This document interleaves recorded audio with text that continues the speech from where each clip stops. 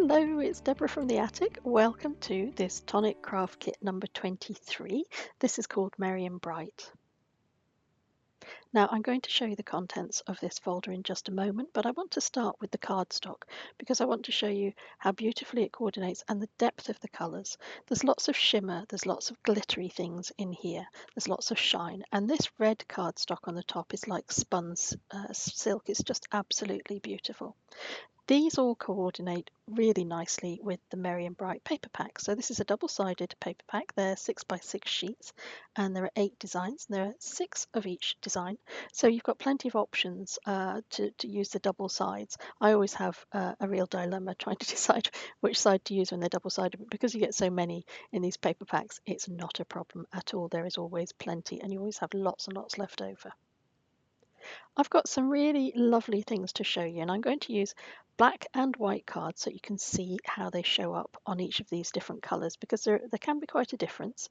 And I'm starting with the glitter. This is called Strawberry Sorbet, which sounds good enough to eat, and it has a real depth of colour. It's really intense for glitter. It's quite stunning, and it's complemented by the Mermaid Parade stars, and as you can see, if I scatter them onto the white and onto the black, there's a very slight difference depending on what colour of cardstock you're using.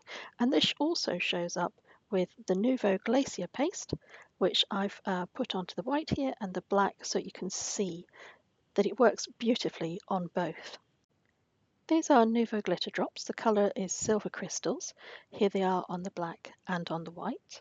And the next one are the jewel drops. These are called Aquaplanes, and on the black they look a little bit like raindrops, and on the white you get that very subtle colour coming through.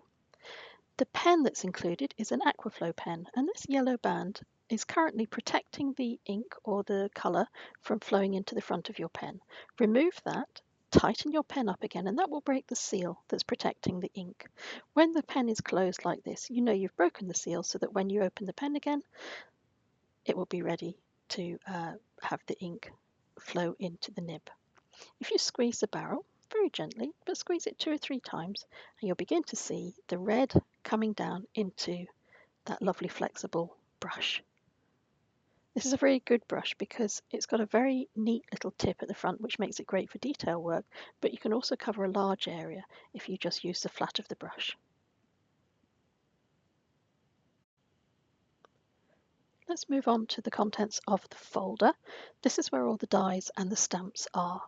The stamps are very sweet. There's a stocking, there's a couple of Christmas greetings, there is a roaring log fire, and there's also a mug of what I like to think is steaming hot chocolate, everything that talks of winter. Inside there are more dies. There are so many dies. This large one will help to make half of a shadow box. I'll show you how to do that in a moment. And then these little dies are actually embossed phrases, and these are really fun to use. This is how the rest of the dies look when they're cut out, and this is 1/2 of what you need to make a shadow box. So you cut out 2 of these dies and then they fit together like this, and I'll show you how we can make the box in our next project. This little stocking fits perfectly with one of the die cuts. And then on this black piece of card, this is great because you could thread ribbon through these gaps, and I've also embossed some of those phrases just to give you an idea of how they might look. For our first project, we're going to make a shadow box. So I've cut out 2 pieces using the largest die, and I'm just using my bone folder to crease all of those folds and make sure I've got nice sharp folds.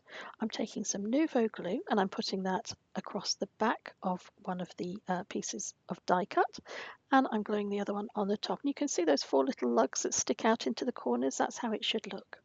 I've also cut from the paper pack a piece of grey card or grey paper, and I'm going to glue that into the back as well. Because I know how I want the finished product to look, it's a great idea to cut this out and stick it in first.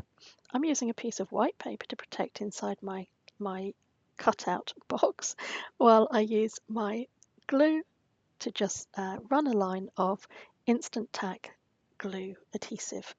By folding on that second fold in, and then folding the glued piece down, I create the first of the sides of the box, and I'm going to go around the rest of it just doing exactly the same. If you use an instant grab tape like this adhesive, it makes it much quicker and much easier for the box to adhere rather than use a wet glue and have to hold it in place for everything to stick. Now that everything is sealed down on the sides, I want to just add these little lugs at the top, and I want to push those in. I found it's easiest to do 2 at a time. So I'm adding a tiny little bit of glue to the top of each of these first 2 lugs, and I'm going to slide those under. So under that side, and you'll get this beautiful corner join. It's really, really nicely constructed. It's a lovely little box. I'll do the other 2 sides, and I'll just hold everything tight until it's glued and stuck.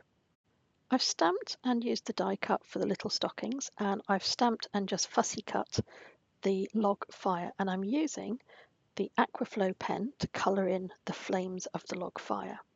I'm going to use a range of different greens and blues to colour in the little stockings. I've got a piece of foam adhesive, one of these little squares, and I'm just going to build this up on the back of my fire. I'm actually going to put 4 altogether on the back of this fire. That will give it real depth. And I'm going to do exactly the same with my stockings. Each of those will have 4 pads, one on top of each other. The reason I'm doing that is because the shadow box is quite deep, and I want to make sure that my fire is in the middle of the shadow box. I'm adding a little line here with my pencil, and I'm taking my scalpel and I'm just going to cut a very thin little line. Now the reason for doing this is because I can slot the fire into that little gap, and that means I can decide exactly how high I want the fire to be. Of course, you could simply cut off the bottom of the fire that you don't want. I didn't want to do that. I thought this would be a better way of making everything look like it was actually coming out of the frame. I'm doing exactly the same with each of the stockings where I've pencil marked and cut those little dangly tags. It allows me to fit everything inside the box without it looking as if the stockings are actually in the fire. I've cut 4 red strips just wide enough to cover the front of my frame from the cardstock in the kit, and I've glued those down.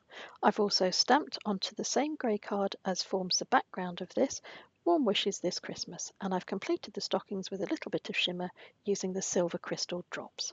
Our second project has been constructed in exactly the same way as the first, but using the glitter cardstock, and I've cut the Santa and the reindeer and one of the little snowflakes from white card, and that simply gets glued into position. Let's make our first actual card then. I'm using a white background side folding card, and I've cut down 2 of the pattern papers from the paper pack to fit inside that card. I'm going to glue these 2 pieces together. I'm going to show you a couple of different ways that you can do it. First of all, you can use a double-sided adhesive tape that will go across where both of those papers connect. The alternative way that you can do this is to take a piece of plain white paper, cut it to a good size that will fit inside your 2 pieces of paper, add some glue or a tape runner, and add the piece of white paper to the back. That will hold everything together. I've used some red card from the kit to use the embossing die onto to create my sentiment, and it will go across the centre, and it will go over where those 2 pieces of paper join.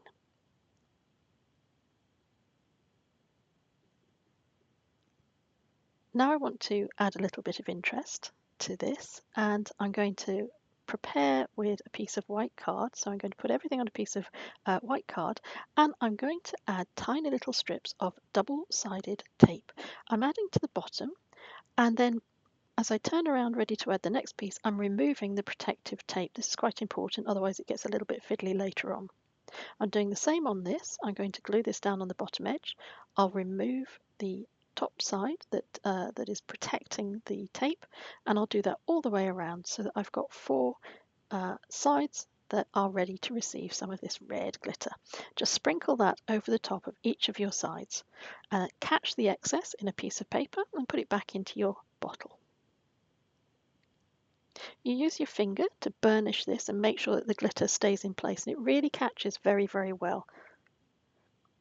I'm removing the strips. Now the little excess strips that have gone over at the edge of each of the corners is what has held that into position and made it much easier for me to add the glitter and burnish it down. And now you can just fold those into the reverse of your card.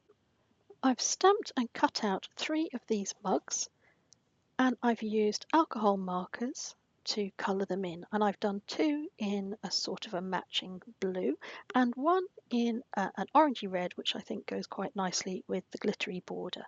I'm going to glue the 2 blue ones down flat onto the card, and the orange one has got some foam tape on the reverse of it, so it will pop out a little bit higher. I found that it was a little bit too fussy to cut out all of the tiny little wisps of warmth coming out of those cups. I only cut out the largest ones, and I'm completing this with an aqua shimmer pen from Nuvo. It just adds a little bit of sparkle. You may not see it, but it is there, and it just makes the whole thing a little bit more shiny. For card 2, I'm starting with this really beautiful glacier paste. I'm smoothing it down onto a card, and I'm going to set this to one side to dry. Any excess on my spatula I can just pop straight back into the pot.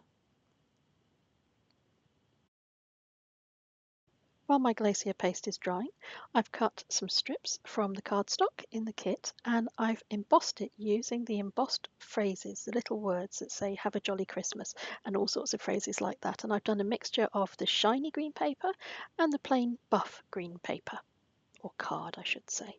You can see how pretty they look. Now that my glacier paste is dry, I've taken the snowflake die and I'm going to cut that from the glacier coloured piece of paper. It's very intricate, very pretty.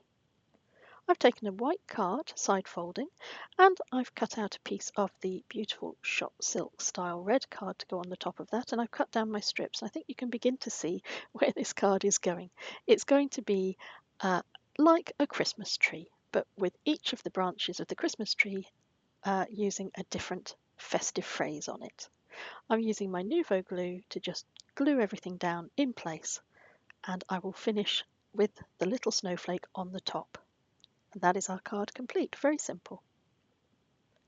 My final card is a little bit more intricate. I've cut out a lot of these little houses, and you can make these as long as you want just by repeating the die. I've got the red shot silk style cardstock, which I absolutely love, and I've cut it down. I've transferred some of my Nuvo glue into a fine nozzled bottle, and I'm adding dots of glue on the reverse of my little buildings, and that's where I'm going to stick my red cardstock, and as you can see from the front it gives it a really lovely shimmer. It's like winter houses. Now that I've got 3 of those prepared, I've got a side folding card using the green stock, and this is slightly smaller than standard. It's about 5.5 by just under 4, and that's because I didn't cut my houses long enough, but it's good to know that you can adjust your card size accordingly. Now I'm just layering them up to see how I want them to look, and it's a good idea to have 2 of these rows of houses with a little depth of black card below them. This has got a low base, the other ones have got maybe 3/4 of an inch to an inch of a black base below where the houses actually begin. I'm adding foam pads to the front 2 rows of the houses.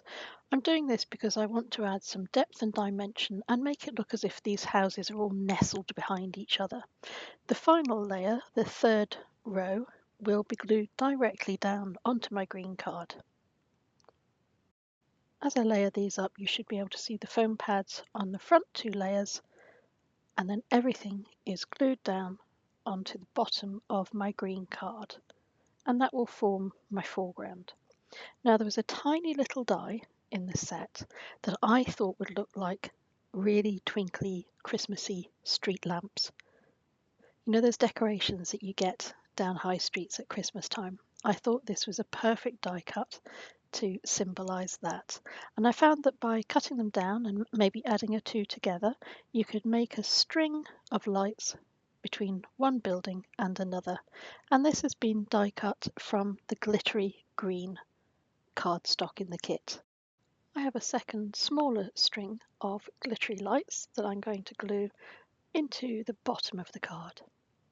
Anything that overhangs can just be snipped off. I have a Santa and his reindeer, which I have die cut from black cardstock, and I'm going to glue this directly down above my town scene.